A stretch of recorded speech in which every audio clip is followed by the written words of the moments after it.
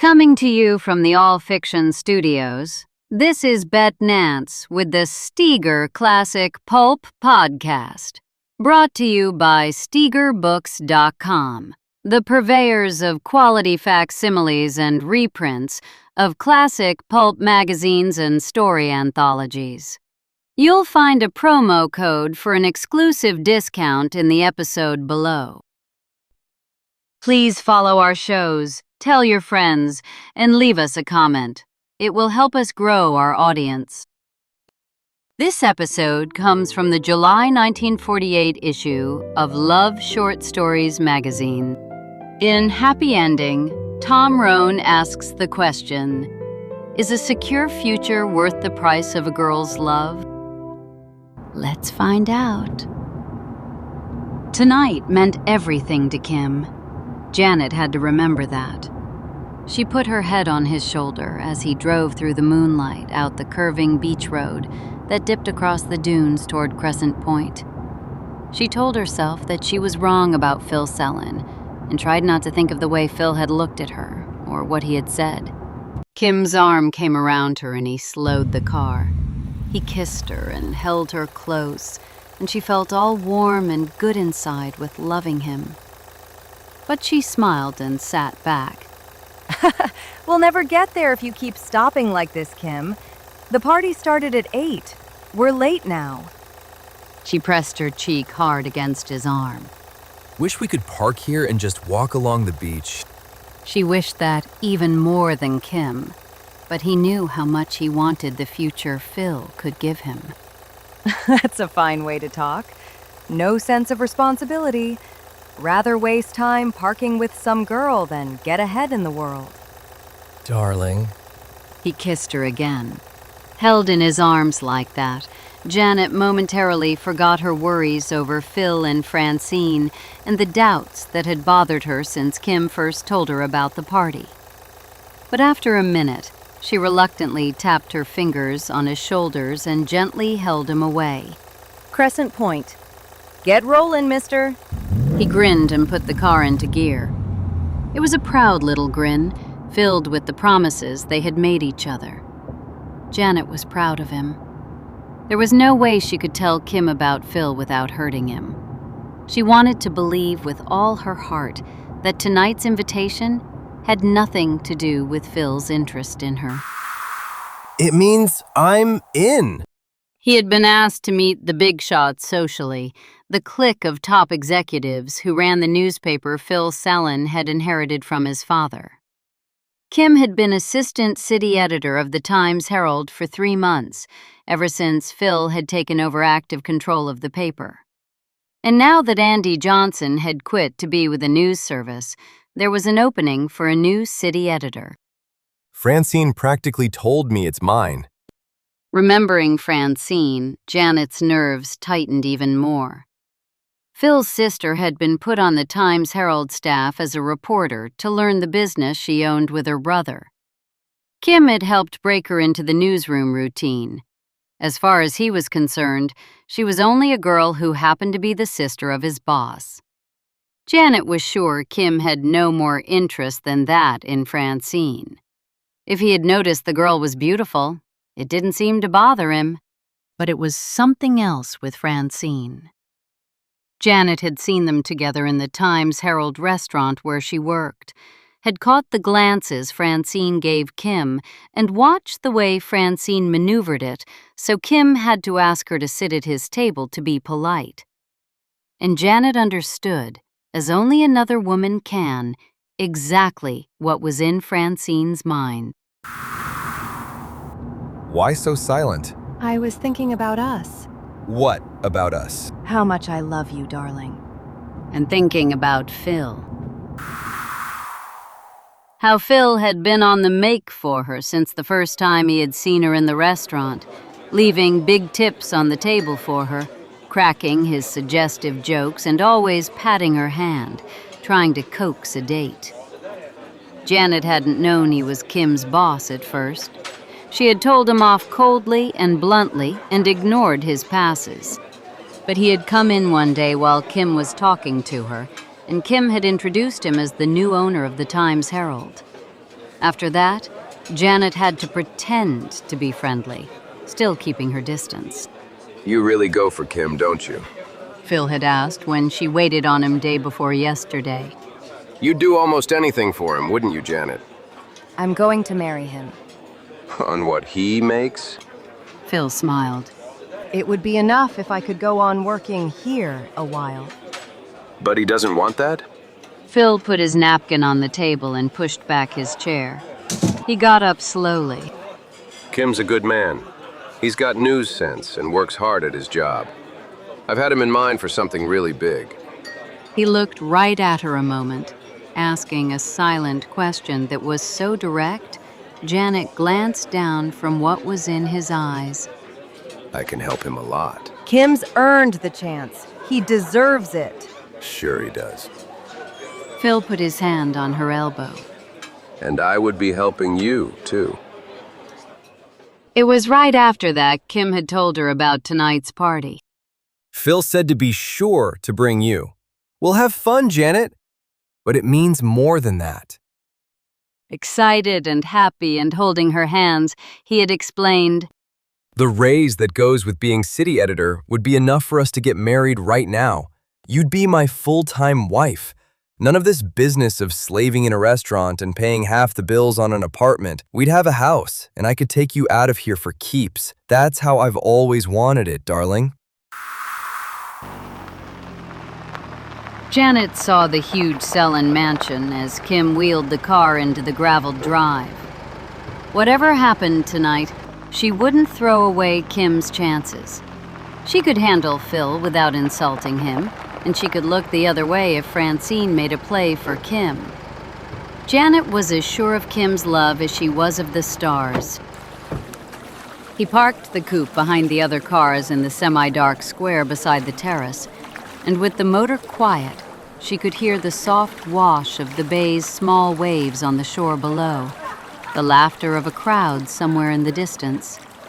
Janet turned to Kim and kissed him with everything that was in her heart. Smiling, she opened the door quickly and got out. He cut the lights and rolled up the windows while she waited.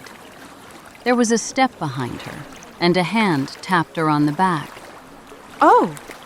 Janet jumped and whirled around. It was Phil. She pressed her lips tight and held back what she felt like saying. You startled me. Hi, Janet. As he moved from the shadows, she saw he was wearing tan swim trunks. Hello, Kim. Glad you kids could make it. I heard a car drive up and thought I'd tell whoever it was that everybody's on the beach. He nodded to the brick path. I'll take you to the beach house and you can dig up something to put on. Janet went in.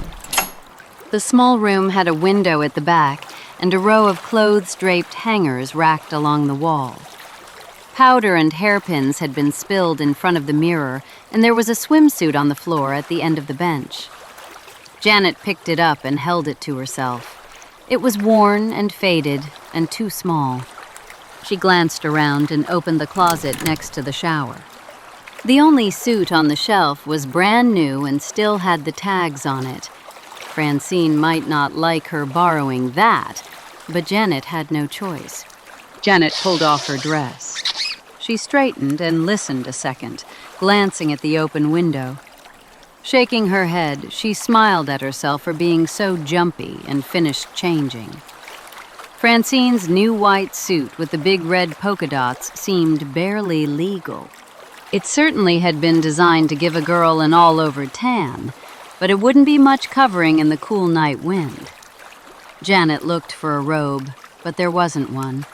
She shivered at the chill stone floor beneath her toes as she crossed to the door. Get yourself something to drink and pull up a sand dune. Franks to eat and sandwiches if you want them. Oh, Kim. Hello. Francine hurried around the fire. You're late. She had on a brief wisp of a black suit, and she swayed a little as she stood smiling up at him, as if maybe she had taken one drink too many. But she was sober enough to give Janet a hard little look as she possessively slipped her hand beneath Kim's other arm. Come on over here. I want you to meet somebody.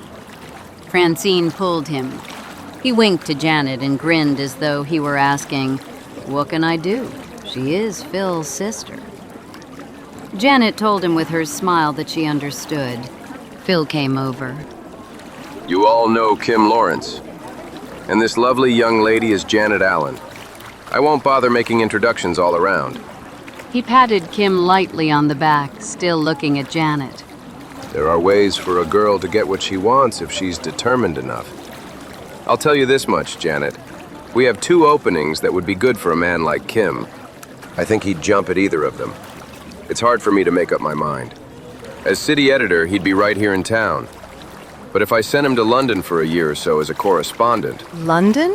I'm sorry. He shook his head. Now I have let out my little secret, haven't I? Oh well, let's forget it for now. Janet stood. I intend to help all I can as Kim's wife. Phil's face darkened an instant, and his smile came back slowly. Andy had a good idea. Why don't we take a little walk along the beach? You've never really seen the stars until you've been out there on the point. The whole bay lights up with them like bubbles of champagne. He got up and held out his hand. I'll show you. I guess you don't understand. Or maybe you don't want to. Janet looked right at him, looked through him. I've tried to be polite. You're my host and Kim's boss. She stood slowly. If you weren't, I'd slap you from here across town. In case you still don't get it, the answer is no. I'm afraid you're the one who misunderstood. I only want to be a friend to you and Kim. Oh, sure. How dumb do you think I am? She turned away and found Kim. Let's race Phil and Francine. She pulled Kim with her, running from the others.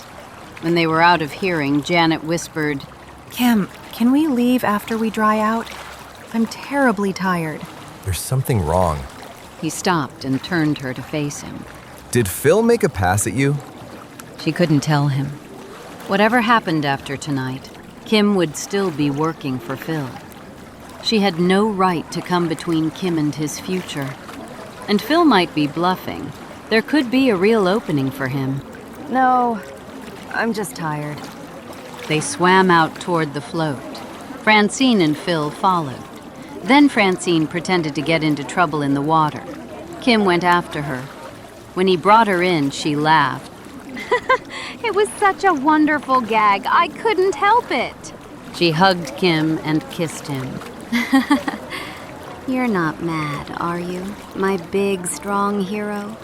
Kim tore her hands from his shoulders and dumped her into the sand. He stood over her. You and Phil. It runs in the family, doesn't it? Anything to have your fun and the hell with who gets hurt. Kim grabbed Francine by the heels, dragging her through the sand, bumping her down the beach while she screamed at him. He scooped her up again and flung her into the water. I don't blame you, Kim. Phil stepped in front of him. Francine asked for that. He patted Kim's shoulder. But don't lose your head. Take it easy. Later, after the party had broken up, Kim and Janet walked along the beach. Kim told her he was through with Phil and the Times-Herald. He didn't want a future that required looking the other way or trading on anything but his own ability. Andy Johnson approached, huffing as he came up the walk. There are a lot of right guys in this town who would be willing to hand you a medal for what you did tonight. I haven't got any medals, but Amalgamated Press could really use a lad like you behind a typewriter. Andy winked to Janet. Let's see, this is Friday. 3 days to get a license and a week more for your honeymoon. How about starting to work for me a week from Monday, Kim? Janet laughed and hugged herself to Kim. He hasn't asked me yet, Andy, but I think it can be arranged. You've got plenty of good moonlight to help you. She heard Andy say as Kim kissed her again. But if Andy said anything more, he was only talking to himself, because what Kim was telling her with those kisses got all the listening Janet had. And all her heart could hear was, "I love you."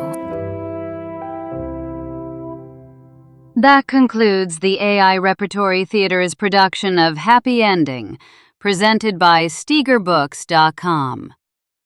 Come back next time for part 1 of the rousing Western Hang Tree Trail. Please remember to help us grow our audience by following our shows, leaving us a comment, and telling your friends. Thanks for listening.